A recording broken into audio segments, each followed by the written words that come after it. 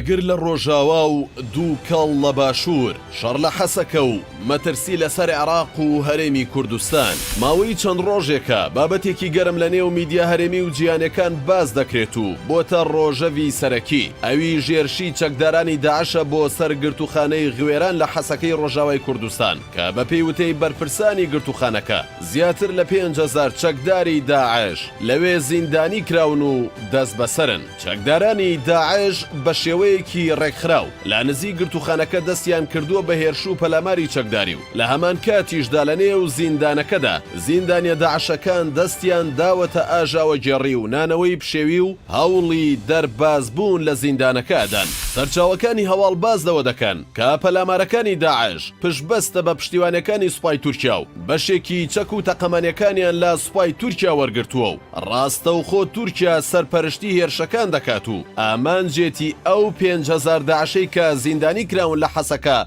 ڕزگاریان بکات و ڕێک بخرێنەوە و بخرێنەوە چالاکی لە ڕۆژاوای کوردستان بە مەبەستی هێرشکردنە سەر کانتۆن و یەکە ڕێکخراوەکانی هێزە کوردیەکان. هێزەکانی هاوپەیمانانیش ڕایانگەیان لە کاتی هێرشەکانی سەرگرتوخانەکەدا لە ئاسمانەوە بردومانی چەکدارانی داعشیان کردووە و بوونەتە بەشێکی گرنگ لە ڕوبەڕووبوونەوەی هێرشەکانی سەر زیندانیەکە. هەرزوو مەزلوم عەبدی فەرماندەی گشتی هێزەکانی سووریای دیموکرات هەسەدە ڕایگەیان هێزەکانیان لە تێکشکاندنی هێرشەکەی چەکدارانی داعش سەرکەوتوو بوون و سەرجەم ئەو چەکدارانەی داعشیان دەستگیر کردووە کە لە ناوچەکەدا بوون و ئەوانەشی لە نێو باڵەخانەکەەوە شەڕیان لەگەڵ هێزەکانیان کردووە کوژراون. سەرچاوەکان باز دەوە دەکەن تا ئێستاش مەترسی هێرشەکانی چەکدارانی داعش لەسەر گرتوخانەکە و ئازادکردنی زیندانیەکانی ناوی هەیە و ئەگەرێکی کراوەیە لە هەر کاتێکدا ئەوە ڕوو بدات کە چەکدارانی داعش هەوڵی بۆ دەدەن چونکە تورکیا مەبەستێتی ئەو کارە بکات و بە توانایەکی زۆرەوە پشتیوانی چەکدارانی داعش دەکات.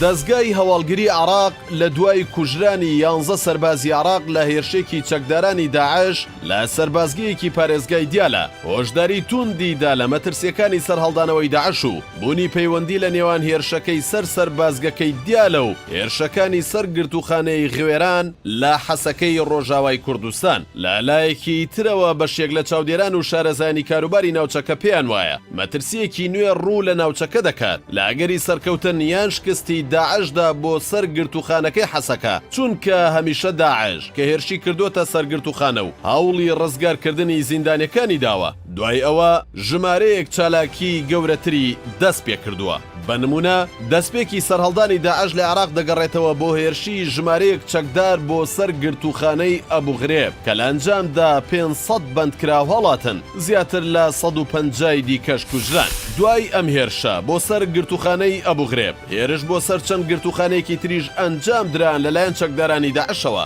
لەوانە گرتوخانەی بەسرە و غەزلان لە موسڵ و گرتوخانەی تەسفیرات لە تکریت و گرتوخانەی تاجی. یەکێکی تر لە هێرشی داعش بۆ سەر گرتوخانەکان هێرشی داعش بوو بۆ سەر گرتوخانەی بادۆش لە موسڵ کە وەکو دەوترێت لە سەرەتاوە ئامانجی هێرشی داعش بۆ سەر موسڵ ئەو گرتوخانەیە بووە بەڵام دوای ئەوەی ڕێکخراوەکە 300 چەکداری ئامادە کردووە بە شێوەیەکی چاوەڕوان نەکراو ئامانجی ڕێکخراوەکە گۆڕاوە بۆ داگیرکردنی موسڵ بەتایبەت دوای ئەوەی 30,000 ئەندامی هێزە چەکدارەکان لە ماوەی چەند ڕۆژێکی کەمدا پاشەکشەیان کرد. بوونی ئەم مێژووە لە هێرشکردنە سەر گرتوخانەکان و دواتر هێرشی چەکداری و پەلاماری گەورەتر بۆ سەر ناوچەکە ترسێکی لە ناوچەکە دروست کردووە و ئەگەری هێرشێکی نوێی چەکداری داعشی لە ناوچەکە زیندوو کردوێتەوە. بەو پێی ئەو گرتوخانەی کە لە حەسەکە داعش هێرشی کردوتە سەر تەنها 140 کیلۆمەتر لە موسڵەوە دوورە. ئێستا مەترسی ئەوە هەیە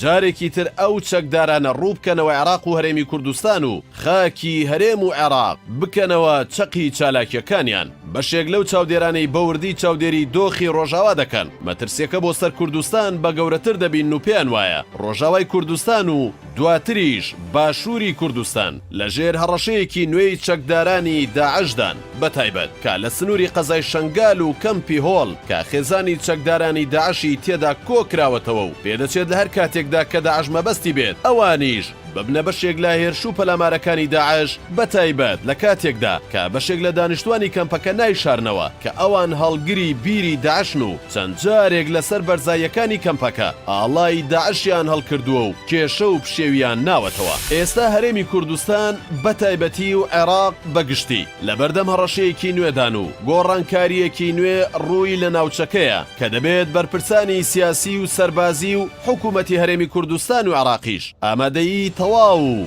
خوێندنەوەی باشیان بۆ دۆخەکە هەبێت و ڕێگە لە هەر ئەگەر و هەنگاوێکی چەکدارانی داعش بگرن کە لە داهاتوودا ئەنجام بدرێت.